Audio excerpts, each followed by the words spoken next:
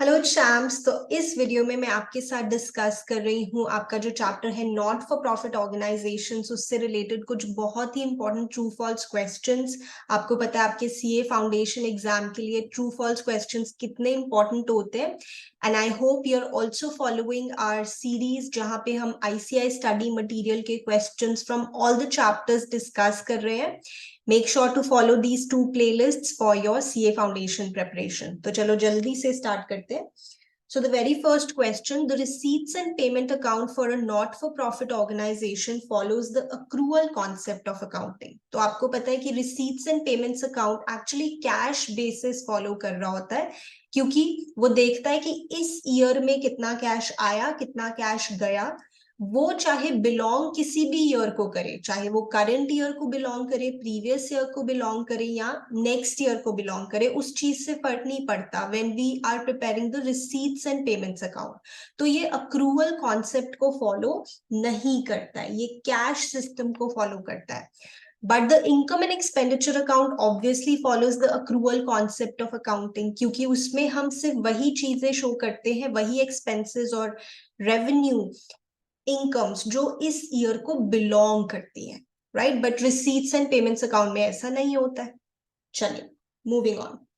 Both revenue and capital nature transactions are recorded in income and expenditure account. No, this is also a false statement. आपको पता है income and expenditure account is similar to profit and loss account. इसमें सिर्फ हम revenue nature की चीजें show करते हैं, revenue expenditure, revenue receipts, capital nature की चीजें तो हम बैलेंस शीट में शो करते हैं, राइट। इसलिए ये फॉल्स स्टेटमेंट हो जाती है। Moving on, sale of grass by a sports club is treated as sale of an asset. देखो ग्रास को हम ना कैपिटल आइटम नहीं मानते, इतनी बड़ी चीज नहीं मान रहे कि ये कैपिटल नेचर की है। तो अगर ग्रास सेल की है तो हम इसको अपनी डे टू डे एक्टिविटी से रिलेटेड ही मान रहे हैं, डे टू डे इनकम मान रहे हैं, रेवेन्यू नेचर का मान रहे हैं, इसलिए ये सेल ऑफ एसेट की तरह ट्रीट नहीं की जाएगी। So this is also a false statement. ठीक है, moving on. Subscriptions outstanding for the current year are disclosed under the fixed asset side of the balance sheet. देखो fixed asset मतलब non current asset, लंबे समय का asset.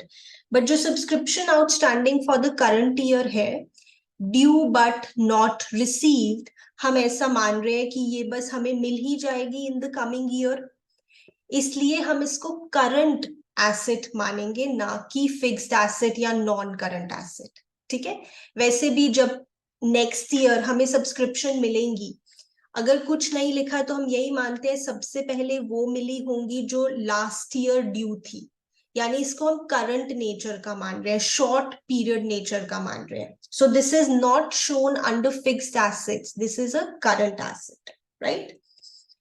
Okay then, receipts and payments account gives the details about the expenses outstanding for the year. Actually not. Receipts and payments account हमें ये नहीं बताता कि इस साल कितने expenses अभी due है, because ये तो सभी कैश पेमेंट्स और कैश रिसीट्स को रिकॉर्ड कर लेता है जो इस साल में हुई है, वो बिलोंग चाहे किसी भी पीरियड को करे। तो ये हमें इंफॉर्मेशन नहीं देता है about expenses outstanding for the year. ये इंफॉर्मेशन हमें एडिशनली गिवन होती है, या आप कह सकते हो ये इंफॉर्मेशन हम इनकम एंड एक्सपेंडिचर अकाउंट में अलग से डिस्क्लोज करके दिखाते हैं, but not in receipts and payments account. So this is a false statement. After that, adjustments in the form of additional information shall be adjusted in the final accounts of a non-profit organization only in one place. ये तो हम बचपन से पढ़ते आ रहे हैं class 11 से कि जो भी एडजस्टमेंट्स गिवन होती है क्वेश्चन के नीचे, those have to be adjusted. अभी उसका हमें डबल एंट्री सिस्टम के अकॉर्डिंग इफेक्ट लेना है तो उसे दो जगह पे दिखाया जाएगा, not only at one place. So this is also a false statement, right. Then, tournament expenses incurred are more than the tournament fund, then the excess to be shown as an asset in the closing balance sheet. No, this is again a false statement. This is related to your fund-based accounting. अगर आपके पास tournament fund है, for example of rupees 1 lakh, और tournament expenses है let's say of ₹1,10,000। तो अगर expenses fund से ज्यादा है, लेट मी राइट हियर, अगर फंड है 1 लाख का और एक्सपेंसेस है 1,10,000 के, तो 1 लाख के एक्सपेंसेस तो फंड में से कवर हो जाएंगे, बट जो एक्सपेंसेस फंड में से कवर नहीं हो पा रहे हैं वो हम शो करेंगे on the debit side of income and expenditure account as an expenditure, right? So fund based accounting में अगर कुछ एक्सपेंसेस ऐसे हैं जो फंड में से कवर अप नहीं हो पा रहे हैं, so that part is to be shown in income and expenditure account on the debit side of course, ठीक है? So this is a false statement. Moving on then. For non-profit organization, excess of income over expenditure in income and expenditure account is termed as profit.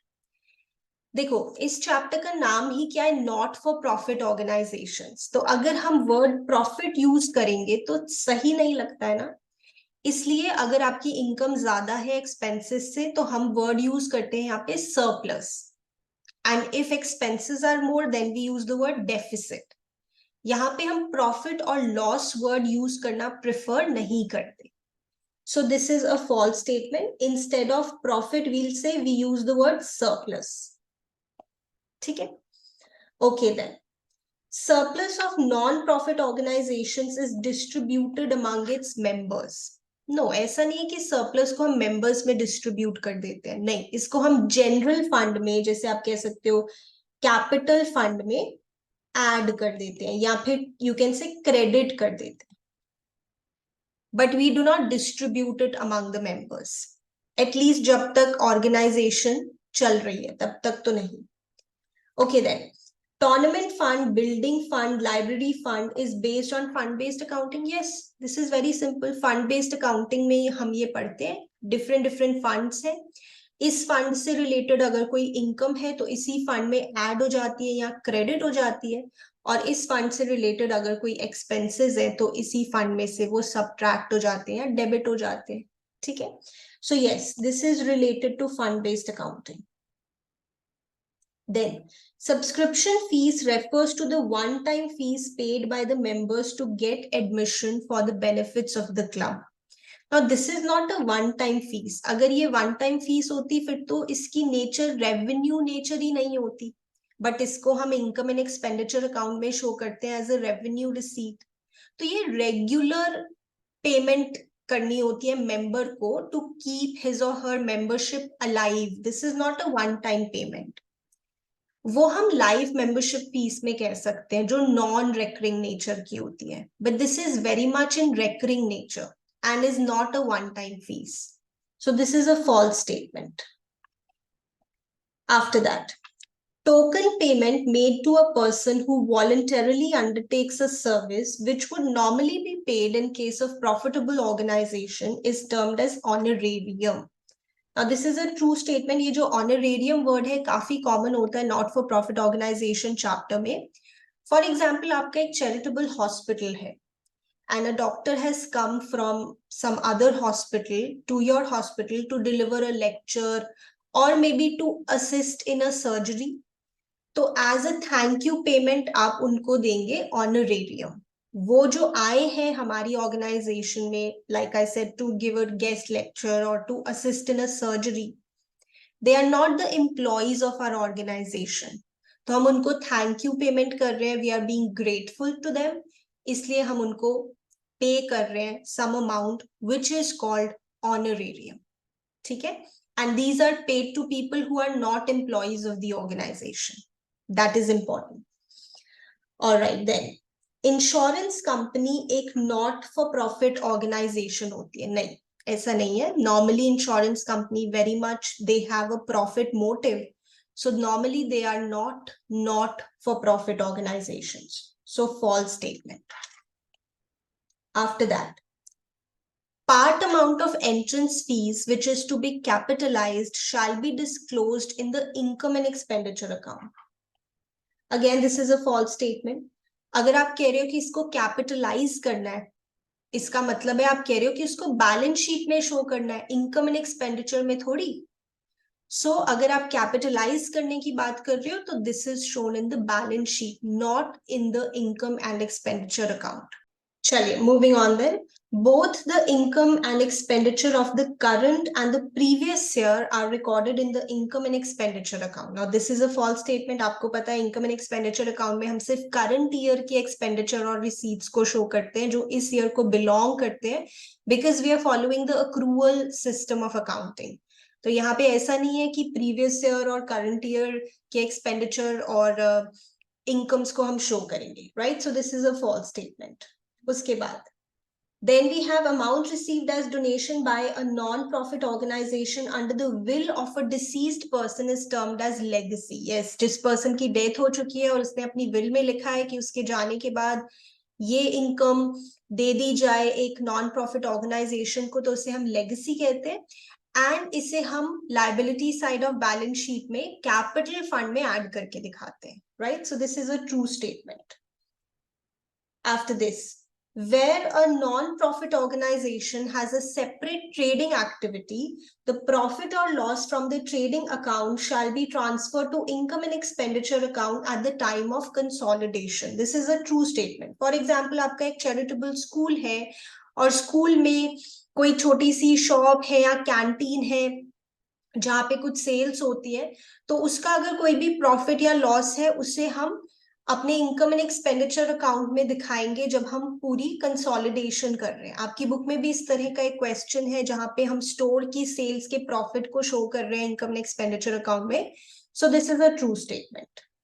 Then not for profit concerns concentrate their efforts to maximize the profit earning avenues. Do you think this is a true statement? No, this is false. हम profit earning avenues को बढ़ाने की कोशिश नहीं कर रहे. हमारा यहाँ पे तो मोटिव होता है वेलफेयर या सोसाइटी को कोई सर्विसेज देना, प्रॉफिट अर्निंग एवेन्यूज मैक्सिमाइज करना नहीं. तो पूरा पर्पस ही डिफीट हो जाएगा एक नॉट फॉर प्रॉफिट ऑर्गेनाइजेशन का, right? Then all the receipts are of revenue nature in case of not for profit organization. No, सारी रिसीट्स रेवेन्यू नेचर की होती है ऐसा तो नहीं. कैपिटल नेचर की भी रिसीट्स होती है, like sale of machinery, sale of furniture और टेकिंग अ लोन. तो ये सारी जो चीजें हैं, ये सारी जो रिसीट्स है वो कैपिटल रिसीट्स है, right? Then there is opening balance of income and expenditure account. Now income and expenditure account की नेचर होती है नॉमिनल नेचर. इसमें हम एक्सपेंसेस और इनकम्स को शो करते हैं. इसमें कोई ओपनिंग बैलेंस थोड़ी होगा. It does not have any opening balance. Yes, in case of receipts and payments account, जिसकी real account की nature होती है, उसमें opening balance हो सकता है, which is opening cash in hand or opening cash at bank. But income and expenditure account में कोई opening balance नहीं होता है, ठीक है? So this is a false statement. चलिए उसके बाद देखते हैं. The receipts and payments account is based on the accrual system of accounting. ये एक रिपीट हो गया question. This is a false statement. Cash system of accounting पे बनता है रिसीट्स एंड पेमेंट अकाउंट, ना कि अक्रूवल सिस्टम पे. Income and expenditure account accrual basis पे बनता है, ठीक है?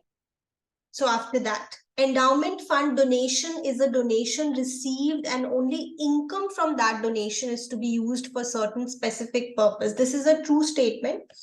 एंडाउमेंट फंड डोनेशन का मतलब यही होता है कि आपको कोई डोनेशन मिली है, you invest that money somewhere और सिर्फ उस इन्वेस्टमेंट से जो ओवर एंड अबव इनकम होगी उसी को आप यूज कर सकते हो. प्रिंसिपल अमाउंट को आप यूज नहीं करेंगे. So that is the whole concept of endowment fund. So this is a true statement. After that, non-profit organizations registered under Section 9 of the Companies Act 2013 are required to prepare their income and expenditure account balance sheet as per Schedule 3 of the Companies Act. So this is a false statement. You know इसमें क्या चीज false है?